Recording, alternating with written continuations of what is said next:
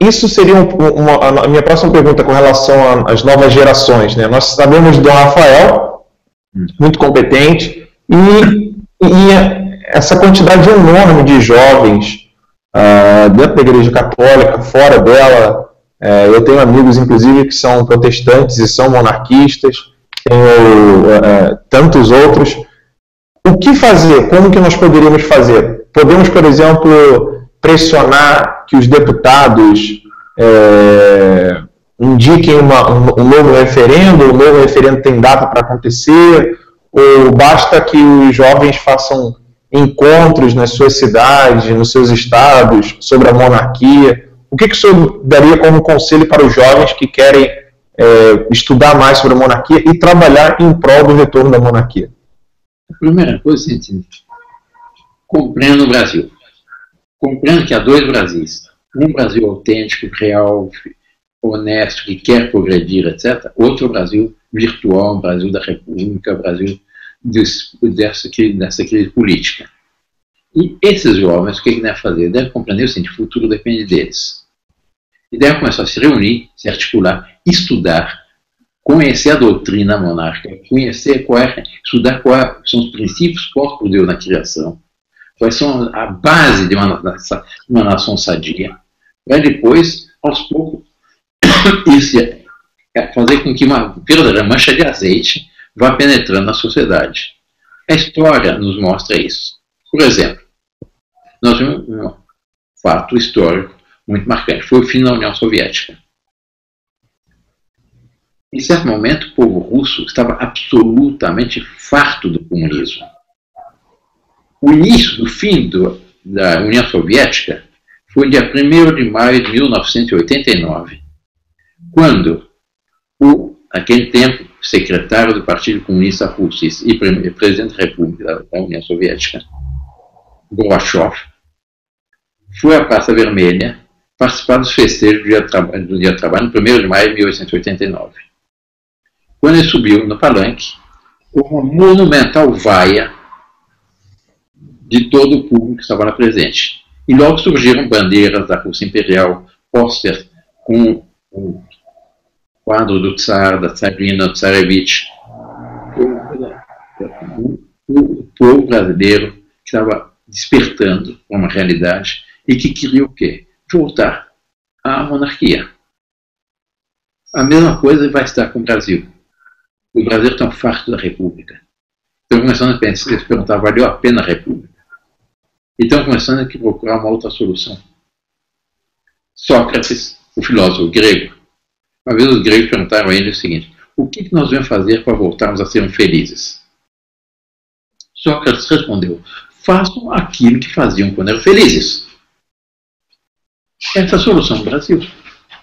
Restaurem o Brasil, põe o Brasil de volta nas vias que foram traçadas pela Divina Providência, e o Brasil voltará a progredir, voltará a ser honesto e realizará aquele destino de glória que está reservado pela Divina Providência.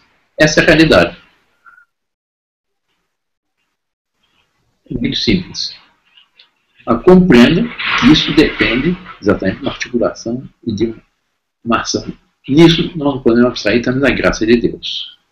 Porque Deus fez as coisas monárquicas, não fez as coisas republicanas. Ninguém reza no Padre Nosso: venha a nossa vossa república. Se reza: venha a nosso vosso reino.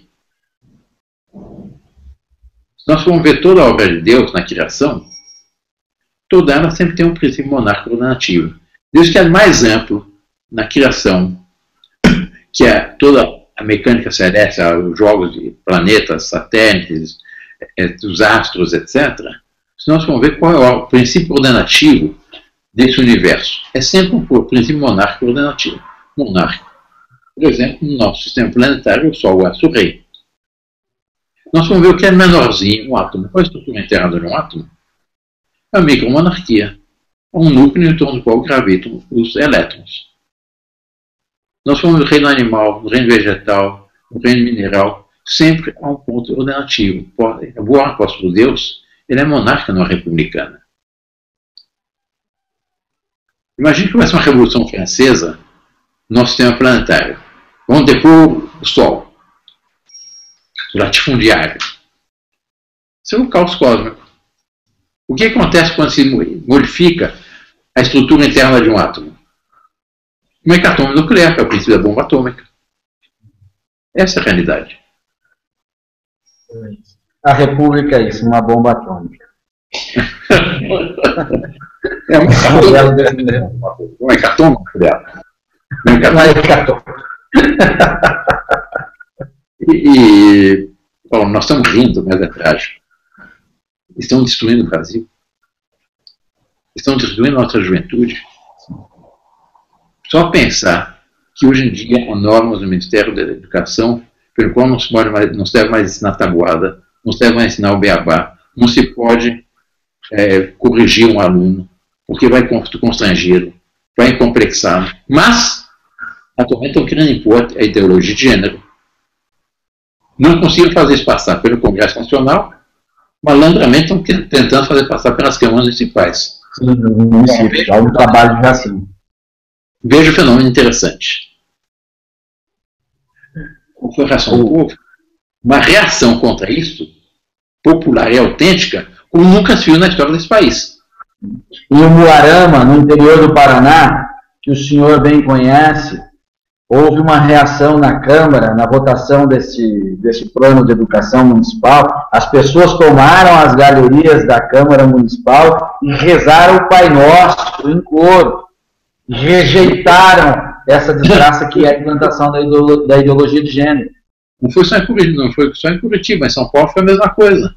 Rezaram o Pai Nosso, Ave Maria, São Miguel Arcanjo defendendo o combate, e bradando, etc., invadiram a Câmara e acabou 7-1. Isso foi a vingança do Brasil.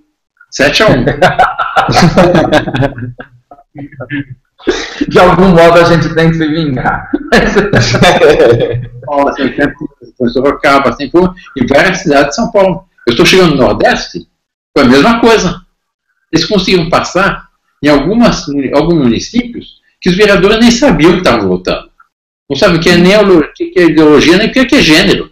Se soubessem, voltar atrás. Algumas câmaras em que, depois, as autoridades eclesiásticas foram procurar os prefeitos, os vereadores, eles recuaram. Ah, não, se é assim, não, então vamos voltar atrás. O povo brasileiro é bom. É um povo cordato, um povo empreendedor. O que há é um método de destruição das virtudes do povo brasileiro. Eu hoje acabei de receber mensagem no WhatsApp de um amigo que iniciou a faculdade de Direito, começou agora a aula, essa semana, que estava abismado, que entrou na sala dele um professor de História do Direito, e a primeira coisa que o cara disse é que era marxista de simpatias com simpatia a Stalin, para começar o curso. Eles estão completamente ultrapassados. Algum tempo atrás, eu fiz uma palestra numa faculdade de Direito no estado do Pará, em Belém. Foi já há alguns aninhos. E foi por ocasião daquela tentativa de golpe do Gorbachev. Quando ele foi a Crimeia, voltou, foi aquele clima todo em Moscou. E houve uma tentativa, um contra-golpe da parte dele. Então, todos os comunistas estão todos satisfeitos que ia voltar ao comunismo, etc, etc. No fim da palestra, começou o debate. E o microfone fazia as perguntas, cada um mais comunista que o outro. É uma espécie de leilão, quem dá mais, quem é mais radicalmente comunista. Porque eles estavam achando que iam voltar a criança da onda. Quando eu vi que eram 2, 3, 4 fazendo perguntas semelhantes, falaram,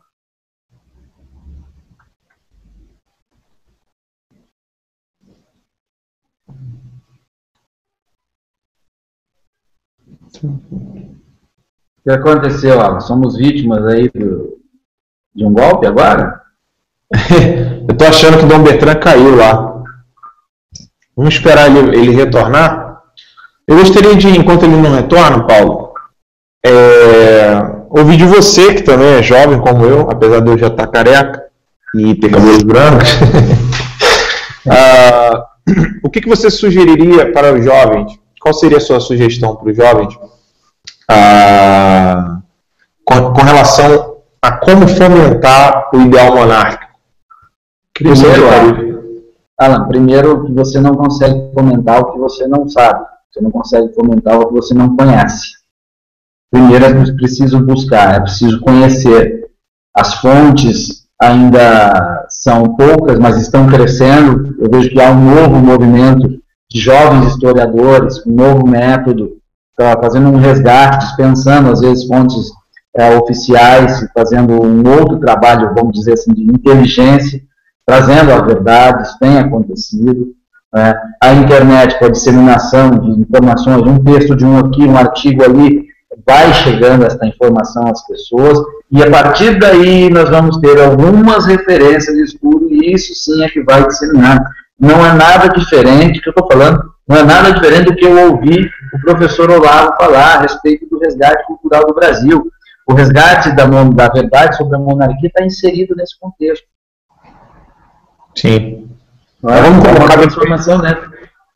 Sim, nós vamos disponibilizar depois para os nossos telespectadores o link de algum lugar que venda bandeira monárquica, né? Algumas pessoas nem sabem que nós temos uma bandeira no período da monarquia. Cabe lembrar que a frase de ordem e progresso ela é do positivismo de Augusto Conte. E só foi levado a sério aqui, né? Só foi levado a sério no Brasil, mas em nenhum lugar do mundo, sobretudo na França. Nunca foi levado a sério, só a própria terra. Enfim, o positivismo só foi levado a sério no Brasil, com esse início dessa república que nunca funcionou. E a nossa bandeira é muito mais bonita, né? Nossa bandeira monárquica, nossa bandeira imperial, ela é muito mais gloriosa e cheia de significado, né? Dom Bertrand está de volta aí. Ui. Uau. Pronto. Fala, Paulo. Só concluindo sobre Augusto Conte, todo mundo diz que o Lula é um ignorante, que é iletrado, não sei o quê, mas ele superou Augusto Conte, que é um intelectual. O Augusto Conte só conseguiu ser levado a sério no Brasil. O Lula conseguiu ser levado a sério fora, na Venezuela, em Cuba, em alguns países da Europa. Superou Augusto Conte, nosso doutor honoris causa. Tudo bem, Dom Bertrand? Você já está de volta aí. Estamos conversando exatamente. Nós estávamos falando da bandeira da monarquia. Não, está falando de outra coisa. Sim.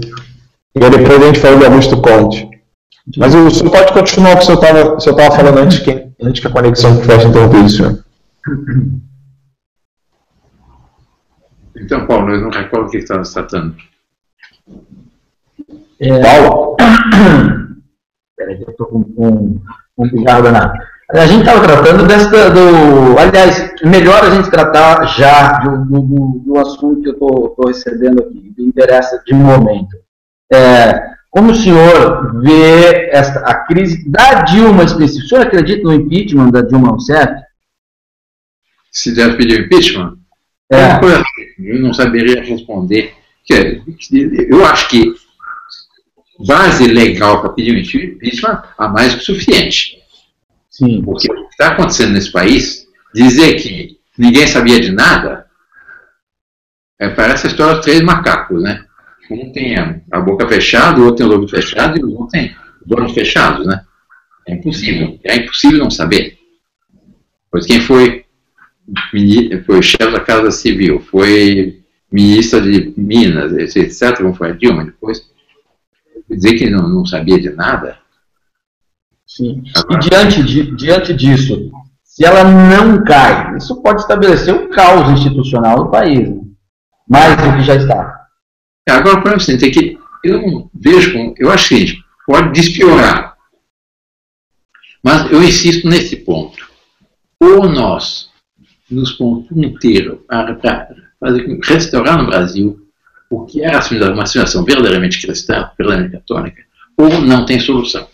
Porque ou se põe Deus nosso Senhor no centro das coisas, como princípio ordenativo, como absoluto, ou não tem solução. E a experiência que se tem é que o povo brasileiro está ávido disso. Quando se fala de Deus, o povo brasileiro desperta. O povo brasileiro é um país que ama a Deus, que tem temor de Deus. Houve uma pesquisa algum tempo atrás muito interessante, junto à juventude, feita pela uma função do Pessoal Abramo, uma coisa assim, em várias perguntas. Está na revista Isto É. Surpresa, Brasil, a juventude brasileira é careta. Todas as respostas foram no sentido conservador. Numa das perguntas de muita escolha, perguntar quais são os valores de uma nação para o Brasil poder progredir, os valores básicos. A resposta mais indicada é temor de Deus. É a referência que nós perdemos, óbvio. Né? O limite, de referência mesmo. Então as pessoas ficam procurando encontrar, criar os seus próprios limites, os próprios modelos, e isso não tem como funcionar. Mas, Paulo, Santo Agostinho já dizia, Santo Agostinho em 2 livros, As Confissões e a Cidade de Deus. Na Cidade de Deus ele sugere o seguinte pensamento: imagine uma cidade, uma região, uma nação com 10 mandamentos da lei de Deus. Que problema haveria? Mas uma outra coisa, pouca gente sabe. Qual foi a primeira construção da história? Não foi a Magna Carta de João Sem Terra.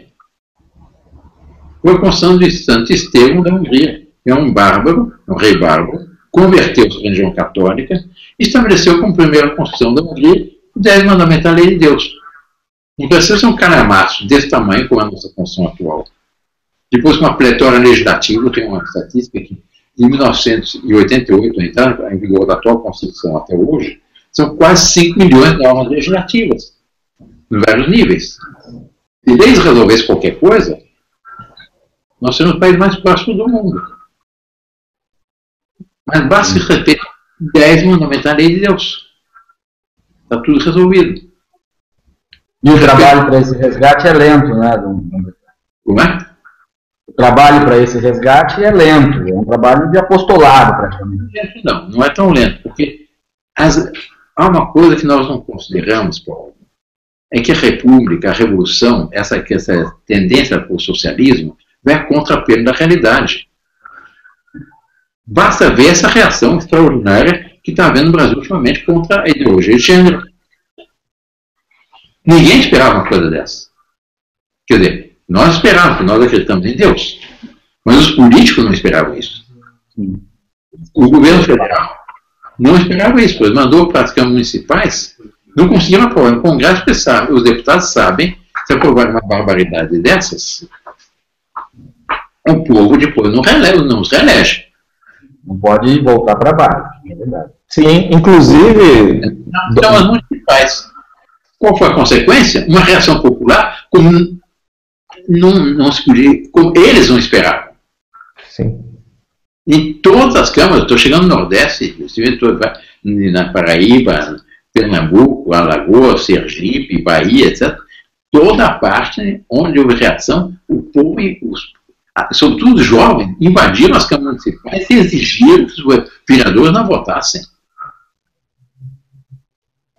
Aqui no Rio Grande do Sul, um caso que vai ser transmitido amanhã no nosso canal que Terça Livre, que vai ser junto com o professor Miguel Najib, que é sobre ideologia sobre o caso de uma professora que foi expulsa do colégio em Canoas porque ela foi contra a ideologia de gênero e defendeu a família. Detalhe, o secretário de Educação de Canoas é o marido da Maria do Rosário do PT, que hoje, o Brasil inteiro já está sabendo, o nome dela se encontra na lista das empreiteiras.